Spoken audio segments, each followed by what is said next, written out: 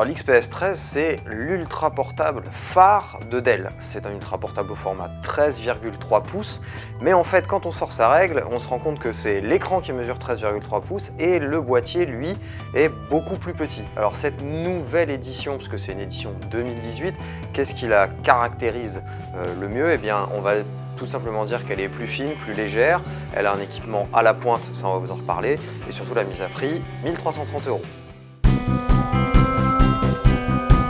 Alors, ce qui va changer sur ce Dell XPS 13, eh bien, tout d'abord, c'est ce que je disais juste avant, c'est la finesse et le poids. Dell a réussi à compacter encore plus la machine et donc on arrive à un gain de finesse assez important. Alors, si quand on sort la règle, ça saute pas franchement aux yeux, en fait, il faut vraiment regarder dans le détail et on remarque notamment que le plateau intérieur de la machine, c'est-à-dire l'élément qui recueille le clavier, est vraiment beaucoup plus fin.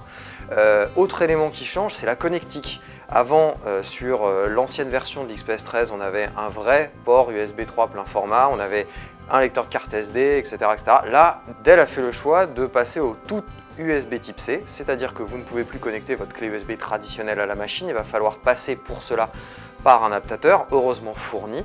Et puis le tout USB type C, ça veut aussi dire qu'on abandonne la prise de courant propriétaire de la machine. On peut maintenant recharger la batterie simplement en utilisant n'importe quelle prise USB type C de la machine, puisque l'adaptateur secteur de l'appareil se termine par une prise de ce genre-là. Enfin, dernier gros détail qui a son importance, c'est que Dell ne propose plus du tout d'écran mat sur sa machine, que la définition de l'écran soit Full HD ou pas, eh bien vous n'aurez plus qu'un seul choix, c'est du brillant, Full HD ou 4K, et dans le cas du 4K, en plus, on rajoute un peu de tactile. Alors, ce nouvel XPS 13, moi je conseille de l'acheter pour plusieurs raisons. La première, parce que déjà on a une machine qui est vraiment très belle, très bien finie, le confort d'utilisation est au top, le clavier est vraiment bon. Alors c'est une histoire de goût, mais il est presque aussi bon que ceux des Mac, en tout cas de mon point de vue. Il est surtout boosté au processeur dernière génération d'Intel, ce qui fait qu'il y a un surcroît de puissance qui est assez appréciable pour faire tourner tant les applis bureautiques de surf qu'éventuellement un peu de retouche photo et de montage vidéo léger.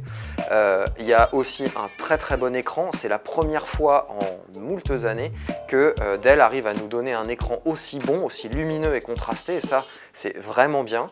Parlons mobilité, l'ultra portable de Dell arrive à tenir plus de 12 heures sur batterie dans certains de nos tests, et là encore il s'est amélioré par rapport aux versions précédentes, et ça faisait assez longtemps qu'on n'avait pas vu ça, tant dans les gammes de Dell qu'à la concurrence. Alors craquer pour l'XPS 13, oui, simplement comme d'habitude chez Dell, on va mettre un petit bémol. Il faut faire attention, sur le site il y a plusieurs configurations proposées à différents prix, et nous nous engageons simplement sur la version à 1330, 1350 €, les prix varient un petit peu, parce que c'est celle qu'on a testée, et si vous ajoutez un écran 4K, si vous prenez une machine avec un Core i7 plus l'écran 4K, etc., etc., là pour le coup l'autonomie devrait s'en ressentir, surtout si vous mettez dans la même machine un Core i7, un écran 4K tactile. Là on sait que généralement ça mange un peu plus sur la batterie, donc difficile de s'engager sur 12 heures d'autonomie. En tout cas, sur la version que nous on a testée, oui, on craque pour une machine qui va nous permettre de pouvoir nous suivre partout et de pouvoir travailler tout le temps.